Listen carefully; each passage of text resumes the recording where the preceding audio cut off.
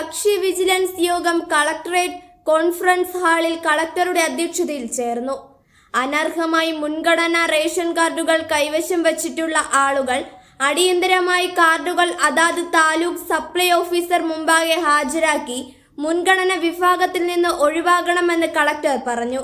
ഇല്ലെങ്കിൽ കർശനമായ നടപടി സ്വീകരിക്കുമെന്നും അറിയിച്ചു. പുതുതായി ജോലിയിൽ പ്രവേശിച്ച സർക്കാർ ജീവനക്കാർ അവരുടെ റേഷൻ കാർഡുകൾ മേലധികാരി മുമ്പാകെ ഹാജരാക്കണം. റേഷൻ കാർഡ് മുൻഗണന വിഭാഗത്തിലല്ലെന്ന് ഉറപ്പുവരുത്തിയ ശേഷം മാത്രമേ അടുത്ത മാസത്തെ ശമ്പളം നൽകാവൂ എന്നും കളക്ടർ നിർദ്ദേശിച്ചു.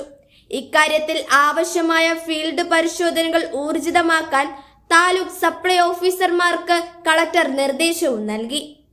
റേഷൻ കടകളുമായി ബന്ധപ്പെട്ട ഗുണനിലവാര പ്രശ്നങ്ങൾ ഗൗരവമായി കാണണമെന്നും ഗുണനിലവാരം പരിശോധിക്കുന്നതിനായി ഓരോ മാസവും ജില്ലാ supply officer, taluk supply officer എന്നിവരുടെ നേതൃത്വത്തിൽ പരിശോധന നടത്തുമെന്നും ജില്ലാ കളക്ടർ പറഞ്ഞു.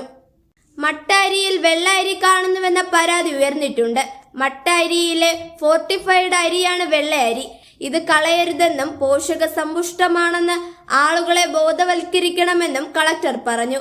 കെ സ്റ്റോർ തുടങ്ങുന്നതിന് ആവശ്യമായ പ്രപ്പോസൽ താലൂക്ക് സപ്ലൈ ഓഫീസർമാർ തരുന്ന മുറയ്ക്ക് അനുവദിക്കുമെന്നും ജില്ലാ സപ്ലൈകോ ഓഫീസർ അറിയിച്ചു. ഇനി അനർഹമായി മുൻഗണനാ റേഷൻ കാർഡുകൾ കൈവശം വച്ചാൽ കർശന നിയമ നടപടിക്ക് വിധേയരാകേണ്ടി വരും.